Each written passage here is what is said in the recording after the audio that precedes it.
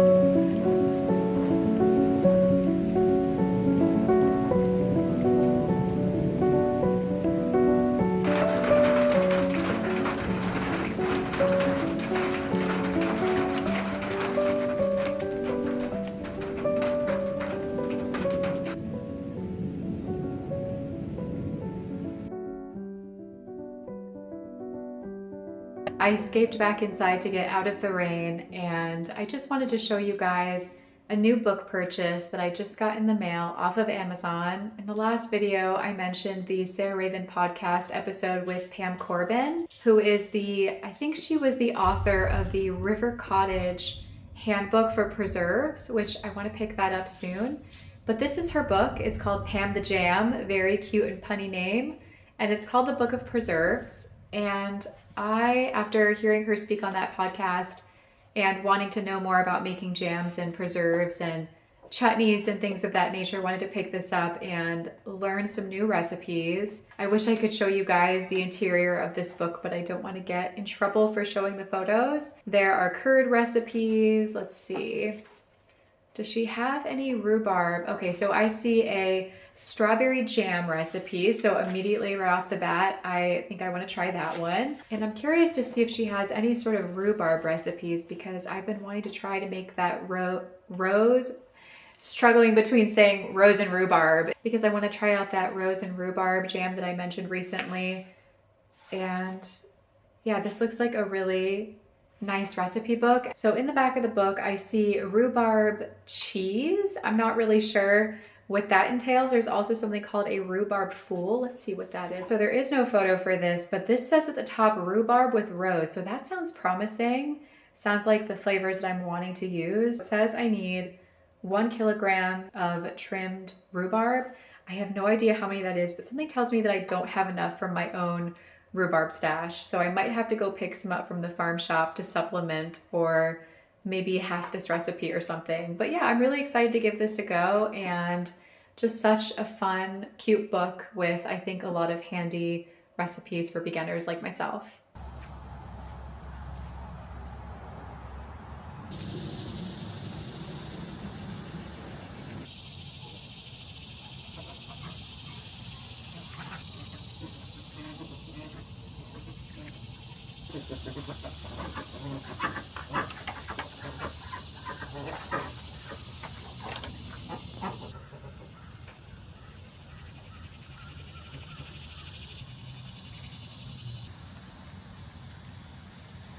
Okay, so it stopped raining and I ran back out here to take a look at the progress on my garden bed and my critter fence here. And this is so funny, but when I came out here, one of those strawberry plants, the one all the way at the end that has the black cage on it right now, the cage was off. So some little animal somehow had gotten in and moved it. I'm not sure how, but they totally stole a strawberry. Strawberries are like gold. They're so hard to protect. I might need to do a different form of protection like netting or something, but look at my beans. They're doing so well.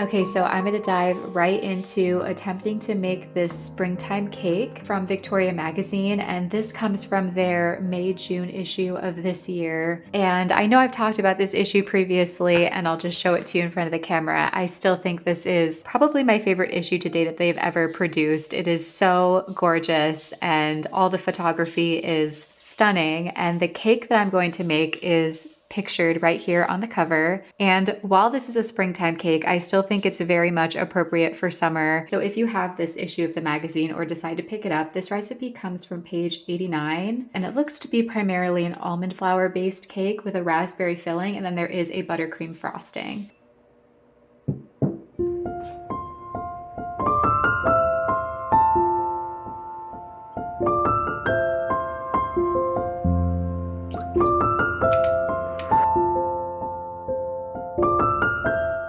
Well, already off to a questionable start, as always. I accidentally melted the butter instead of just using softened butter, so we'll see if that makes a difference.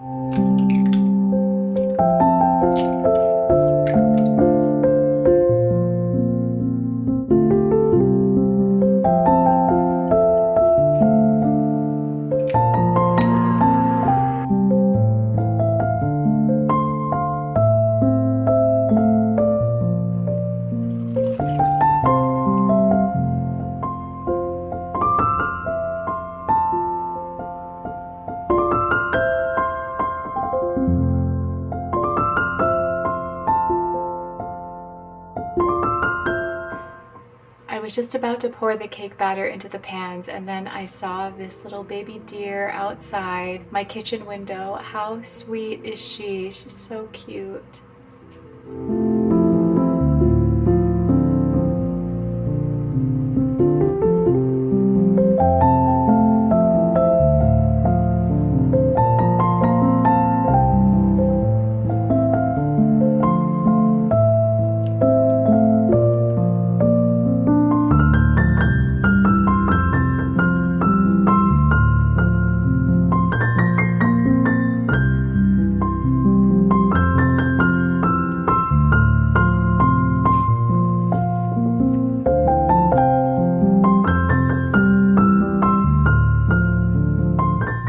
Okay, so this recipe wanted us to use 3 6-inch cake pans, but I only have 3 8-inch. So I'm trying to do 2 very thin cake layers, and I'm not sure how this will go. Looks like Mom came out to join her baby.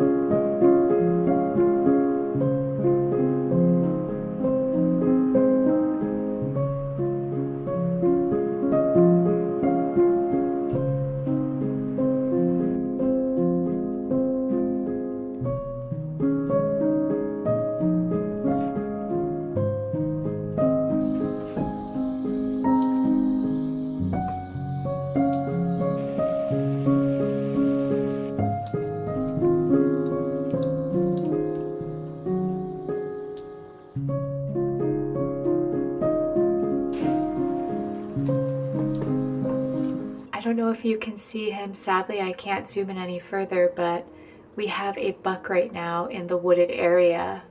I'm hoping he'll step out so that you can see him better. Oh, he's coming.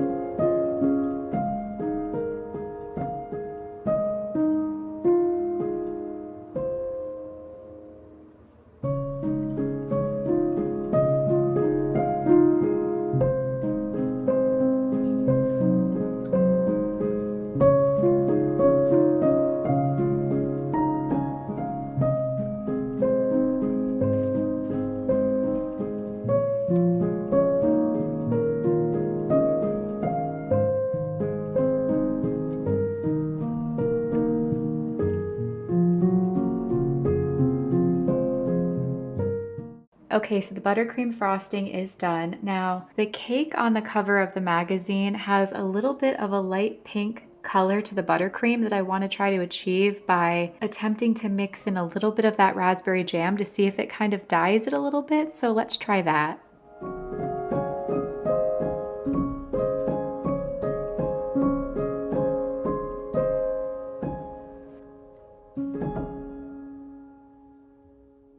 I do think that that worked pretty well. We have sort of a light peachy pink shade now to the frosting.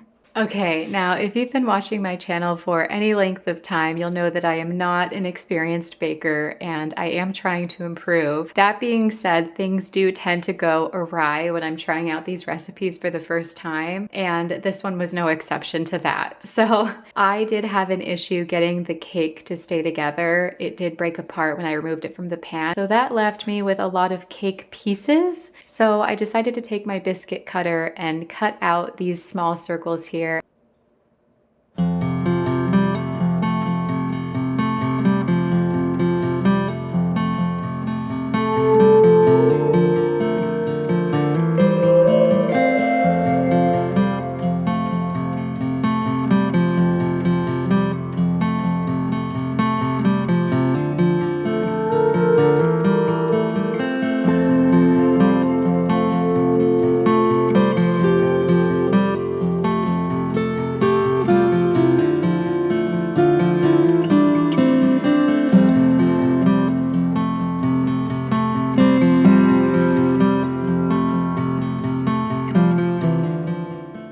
Okay, so we have the world's tiniest little cake slice.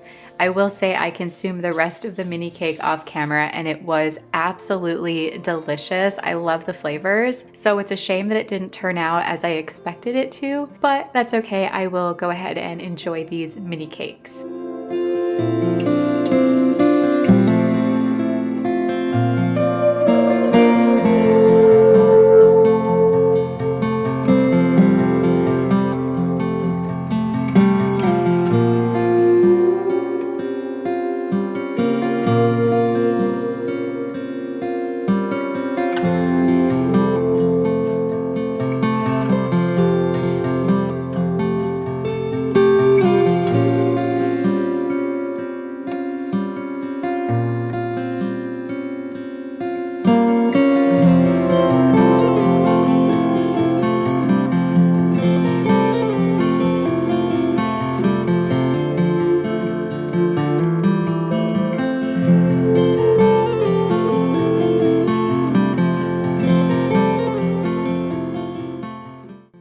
Hey guys, I just wanted to drop in at the end of my video here and have a little bit of a catch up and chat with you guys about how the last week has gone. And firstly, I just want to say I hope you are all having the most amazing week. I typically include these intro chats more in the beginning of my videos, but I am playing around a little bit with editing and I want to keep it a little bit interesting for you guys and not so predictable week after week. So I've decided to chat to you guys for once at the end of the video. And on the topic of video layout, I was recently brainstorming about attempting to incorporate a new style of video here on my channel that's more like a creative stream of consciousness of aesthetic imagery, kind of following me around doing the things that I do typically do in these weekly vlogs like floral arranging, crafting, cooking, baking, gardening, but sort of less chatting and more just, like I said, imagery focused. I would love to hear your feedback and thoughts on that idea. Okay, moving on from the layout conversation, it has been a challenge here in the Midwest recently over the past few days to get outside for any extended period of time to do any physical work or gardening because our air quality here has been very poor. We are experiencing a lot of wildfire smoke pollution from the Canadian wildfires. I would say that it reached its absolute worst last Friday-ish here. Our AQI got up to 500 or very close to 500, maybe 495. I did live in California for several years, and I know I've mentioned that here before on my channel. And when we would have active fires there, of course, we would have intense smoke pollution as you would expect. So I think that that was probably the worst I've ever experienced, but this is definitely the second worst, especially being that we're not in the way of an active wildfire around us, but it's just the pollution sort of drifting down from those active fires that are going on way up north. Now, all that to say, it is certainly a better situation, of course, to be in than being in an area with active fires. So I'm very much aware of that and grateful for that.